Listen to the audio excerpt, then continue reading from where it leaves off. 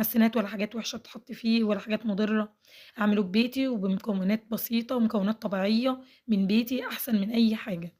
وهتوفّري صحتِك وهتوفّري في فلوسِك، ما شاء الله. حطيت برضه الأبيض مع البني عشان أعرف سواه، لمّا بتحطي البيضة مع البني بتعرفي إن هي استوى من البيضة، حطيت واحدة هنا مع ده، وحاطة ده شوية مع ده وشوية مع بنفس الطريقة كده وهكذا كل صينية أحط فيها بحيث إن أنا أعرف إن البُني استوى، بابدأ مجرد إن بياخد لون دهبي بس بسيط كده من تحت، باعرف إن استوت باسيبها شوية صغيرين بس قيمة 3 دقايق وباطلّعه بيبقى ما شاء الله جميل جدًا. بدأت كده حطيته في الفرن على درجة حرارة 160 طلع في 10 دقايق بالمنظر اللي أنتم شايفينه ده، ما خدش 10 دقايق 11 دقيقة بالضبط. بدأت طلّعته كده، ده اللي أنا الأبيض هابدأ آجي أزيّن منه،